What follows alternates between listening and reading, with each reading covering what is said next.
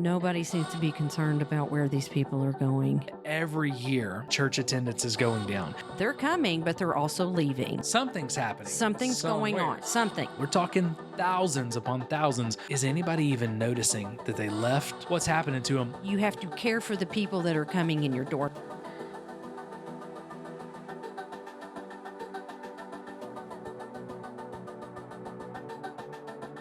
You can look like your church is growing. You can look like everything is up and to the right. It can feel good. And in reality, people be hemorrhaging out the back door. Every year, church attendance is going down. Every year, the people who call themselves Christians is going down. And these people, there's hundreds, I know. So there's thousands, hundreds of thousands, if not millions, leaving with trauma a year. Is anybody even noticing that they left and why they left? Is anybody reaching out? Does anybody care? Because it's really easy to leave with trauma, to leave the faith altogether, and to walk out a big back door and no one know. But one of my big concerns with the multi-site megachurch, how many people are leaving the church and maybe even the faith and no one's checking in with them because, again, that back door is wide open and you can leave that back door fairly Right, because I guess in a way they feel like you're replaceable. It's fine. There'll be other people that'll come in and take your place. It's okay. Everybody's replaceable as far as a volunteer or a staff member within the organization of the church. That person's not replaceable in the kingdom, though. Thank you. And are they, if they're not even a professing Christian when they leave, and I know we always get flack when I talk about this. We have people who say, oh, well, if they left, they weren't ever a professing Christian to begin with, because you can't be a Christian and leave the faith.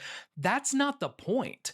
The point is, if people are leaving the faith, our job was to disciple them, to find out that, hey, you are professing belief, but maybe you're not really a believer yet. What does this look like? Our job is to know what's happening. If someone leaves, we know why they decided to leave. Right. If they're leaving and they're not professing faith anymore and no one knows from your church, that's a big deal. And that really, really concerns me. There is an issue there. And it's like, is it because they don't care? Or they're too busy? In most of the multi-site megachurches that I have been around, the back door is open as wide, if not wider, than the front door. So again, go back to that example earlier. We have 10,000 first-time guests coming through this year, yet we didn't grow, barely grew, or we shrunk. And there will come a day where if you continue these trends, more people leaving every year at the back door than coming in. When you no longer have enough people to come through the front door, your church will slowly cannibalize itself. Right? I think it's the same thing for the multi-site megachurch movement as a whole. I believe this is where we're at. Yes, I believe multi-site megachurch is wildly successful right now if you just look at attendance numbers and baptism numbers. But I think if we look, there's another set of numbers we need to look at, pastors of multi-site megachurches. There's another set of numbers we have to look at that's way more important, and it's how many people are leaving out your back door, and are they re-engaging with another church? Okay? And look, from my experience as a consultant, my experience as a pastor, I'm going to tell you this. I believe I'd be willing to put 2 mortgage payments on it. That's how much I believe in it. I'd put 2 mortgage payments on this. Out of that top 100 largest churches in America list, probably less than 5 of them are tracking the number and could tell us how many people left through the back door. Yeah.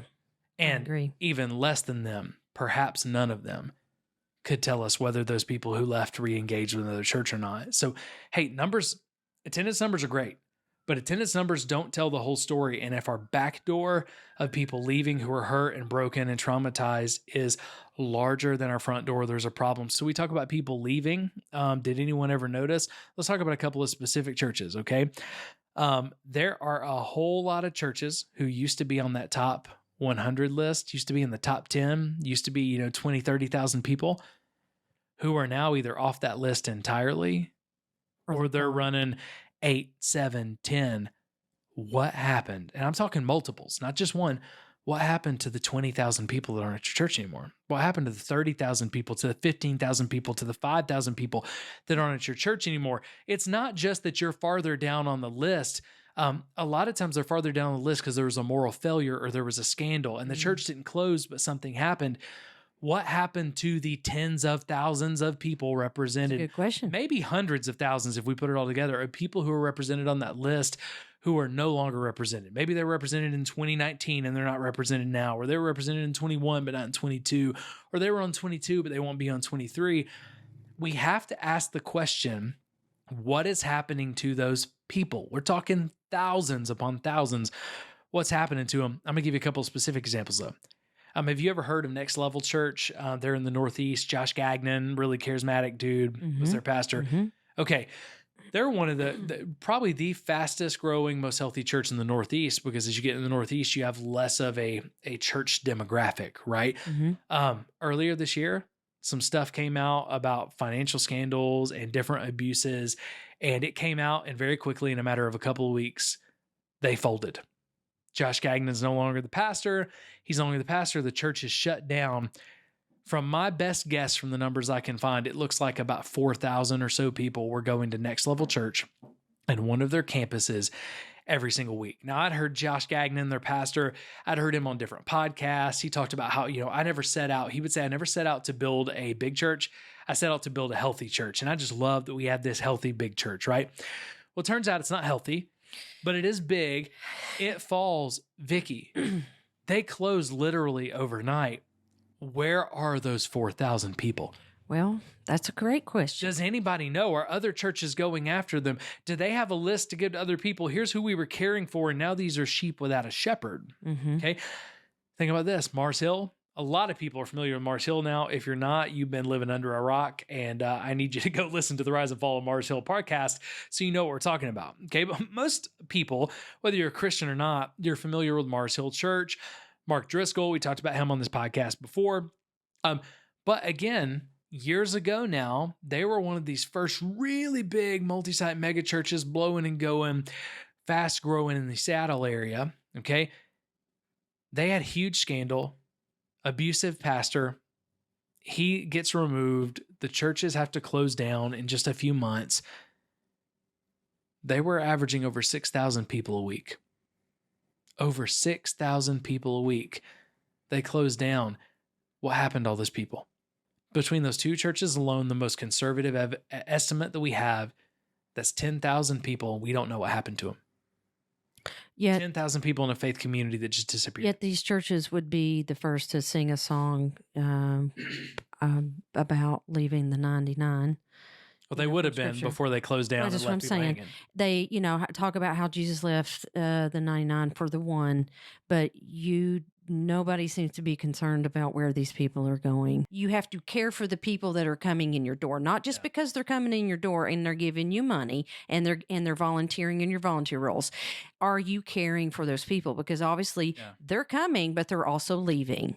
Yeah, something's happening. Something's going on. Something. I know hundreds of people just from the last 2 years who have left multi-site megachurches and either have left the church for good. Maybe they still believe and still follow Jesus, but they've left the church either for good or for a season. They're not going to any church. Or a lot of them have left the faith as a whole, and they're deconstructing. Until the multi-site megachurch can come up with a system that allows people to be cared for and discipled on such a large scale, it's not going to work. But it's going to look like it's working until it's not.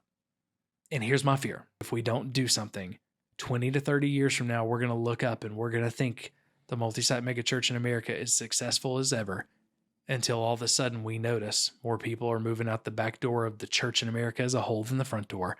And about a decade after that, the church will be destroyed in America. When I say that, the church is never going to be destroyed. No one can ever destroy Jesus' church. But when I say destroyed, I'm saying church as we know it. And I believe, Vicki, that's what will happen if we don't change something. Multi-site mega churches will cannibalize themselves so there's nothing left. And church will essentially reboot in America as house churches, things like that maybe are persecuted. I don't even know.